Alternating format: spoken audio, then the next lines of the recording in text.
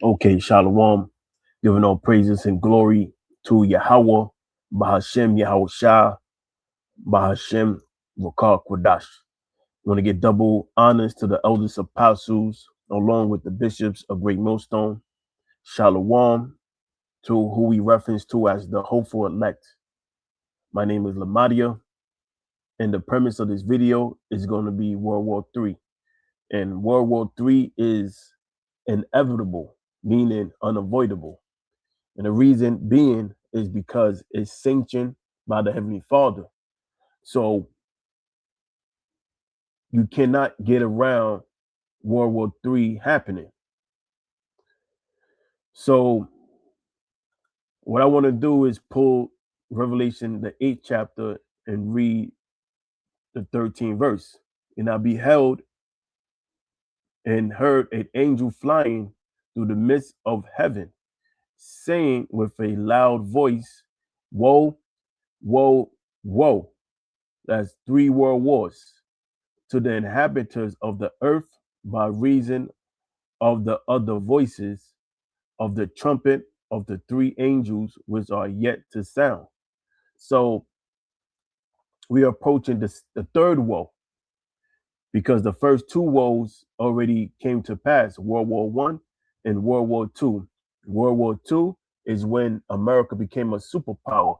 And in fact, let's do this. Let's pull up the meaning of a world war as defined by the AI overview.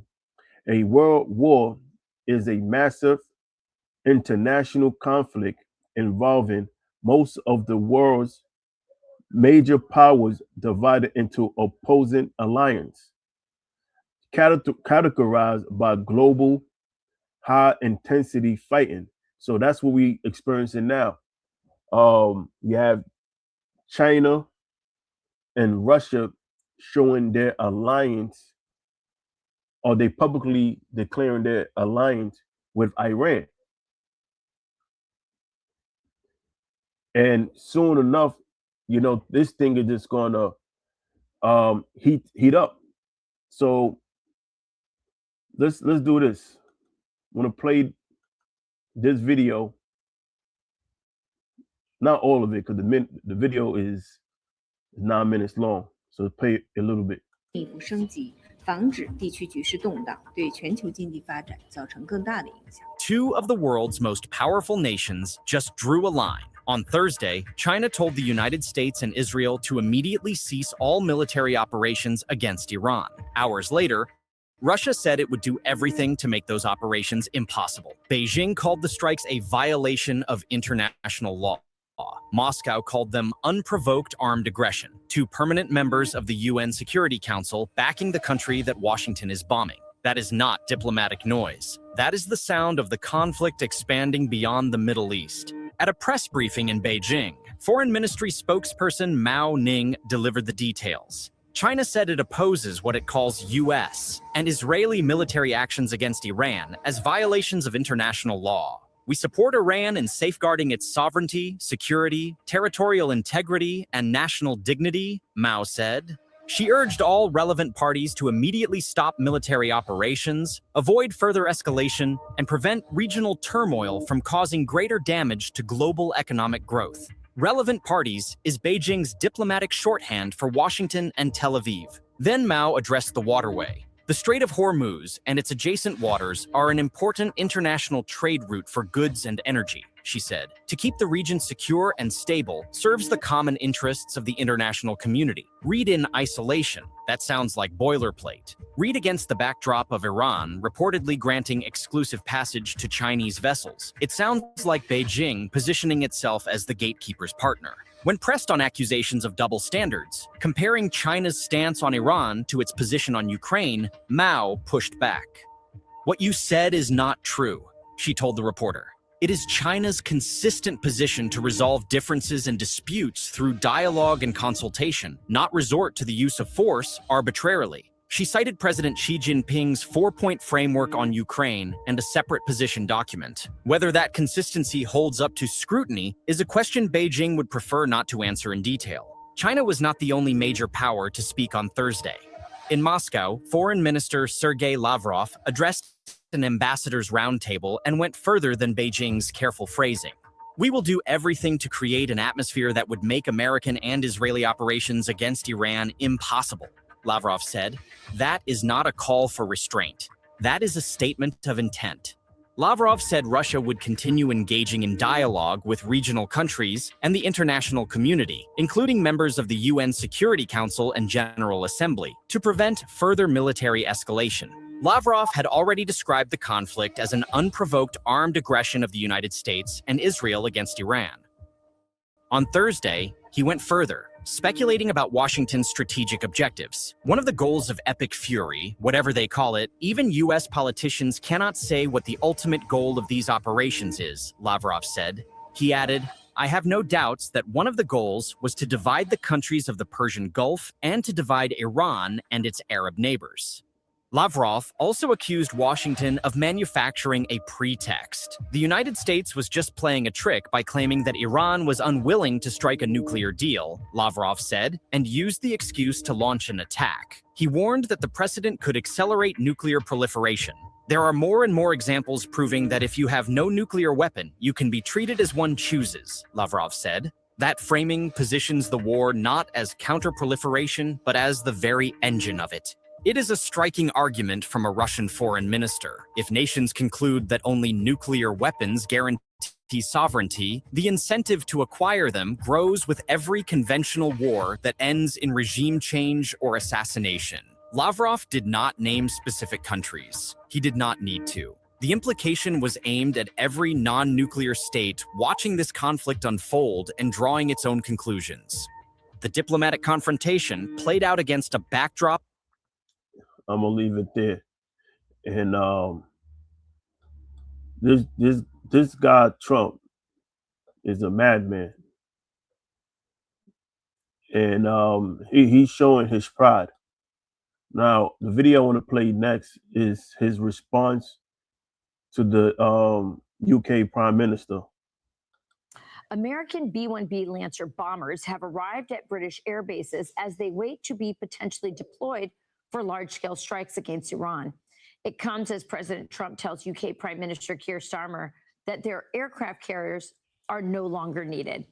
Brian Yanis is live in London with the very latest. Brian, that was a very spicy tweet by the president. A spicy tweet, and the special relationship has turned spicy in the last week, Rachel. Good morning. A week after UK Prime Minister Keir Starmer changed his mind and allowed U.S. bombers to use UK military bases for Operation Epic Fury, American B-1B Lancers finally landed at the Air Force Base in Fairford, the UK Air Base, on Friday. And this, as the HMS Prince of Wales, one of two British aircraft carriers, has reportedly now been placed on advanced readiness to leave port in the next 5 days to head to the Middle East. President Trump, though, who's criticized the UK for being uncooperative and says Starmer is no Winston Churchill, said these latest moves by the UK are too little, too late. You made the offer to send 2 aircraft carriers? Maybe, but they're not sure. I just put out a response to them. I said, we don't need them. It's not the right time. It would have been nice to have had them 2 weeks ago. President Trump went on to say about the aircraft carriers, quote, "That's okay, Prime Minister Starmer. We don't need them any longer, but we will remember, we don't need people that join wars after we've already won." Former UK Prime Minister Tony Blair, who famously stood shoulder to shoulder with the U.S. in the 2003 Iraq War, is also now criticizing Starmer for not being there for their biggest ally. The Daily Mail reports at a private event, Blair said, quote, "I think we should have backed America from the very beginning. If they are your ally and they are an indispensable cornerstone for your security, you had better show up." Prime Minister Starmer insists the UK will not join the U.S. in attacking Iran in Operation Epic Fury. This morning, writing an op-ed, quote, "My focus throughout has been simple, calm and level-headed leadership in the national interest. At moments like this, the country needs seriousness, not political games." Rachel, UK political opposition leaders have called Starmer slow and weak when it comes to Iran, particularly when it comes to defending British nationals and UK military. All right. Now, I want to read Isaiah 33 and 1 because there's going to come a time when America is going to try to have cease fire, but it's going to be too late. Now let's read Isaiah 33 and 1. Woe to thee that spoilest, and thou wilt not spoil. That implies to America. And that dealest treacherously, and they dealt not treacherously with thee. When thou shalt cease to spoil, that's when he try to have a ceasefire for any more damage to go on. It said, thou shalt be spoiled. And when thou shalt make an end to deal treacherously, they shall deal treacherously with thee. Because the Most High is going to put the spirit on these other nations to shoot long-range missiles and to eradicate America. Matter of fact, I got that here. Isaiah the 13th chapter. It says, behold, I will stir up the Medes against them, which shall not regard silver, and as for gold, they shall not delight in it. That's on peace agreements. Their bows also shall dash the young man to pieces, and they shall have no pity on the fruit of the womb. Their eye shall not spare children going into the missile. In Babylon, America, the glory of kingdoms, the beauty of the Chaldees' excellency shall be as when the Most High overthrew Sodom and Gomorrah. It should never be inhabited, neither should it be dwelt in for generations to generation. Neither shall the Arabian pitch tent there, neither shall the shepherds make their fold there. But wild beasts of the desert shall lie there, and their houses shall be full of doleful creatures, and owls shall dwell there, and satyrs shall dance there. And the wild beasts of the island shall cry, and their desolate houses, and dragons in their pleasant palaces. That's going into America. America is going to only have desert creatures in here because America is going to be left as a desert post-nuclear destruction. And her time is near to come. That's what we're seeing. That time is near to come. And her days should not be prolonged. Now let's go to Isaiah 47 and 9. But these two things shall come to thee in a moment and one day. The loss of children in widowhood. They shall come upon thee in their perfection. For the multitude of thy sorceries and for the great abundance of thy enchantments. Going to the witchcraft. For thou hast trusted in thy wickedness. Thou hast said, none seeth me. Thy wisdom and thy knowledge it hath perverted thee. And thou hast said in thy heart, I am, and none else beside me. Therefore shall evil come upon thee. Thou shalt not know from whence it riseth, and mischief shall fall upon thee. Thou shalt not be able to put it off. And desolation shall come upon thee suddenly, which thou shalt not know. Stand now with thy enchantment and with the multitude of thy sorceries. So, real quick, the evils is going into the destruction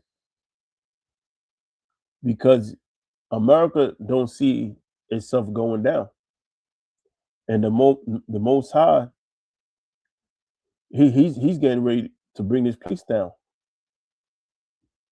and Americans don't have a clue what's going on. You know, the gas prices is rising. Some Americans don't even notice it, and some Americans don't even know why it's happening because American people are stupid.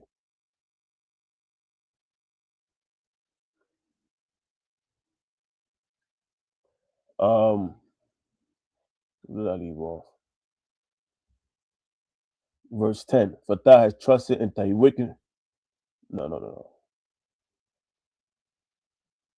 12.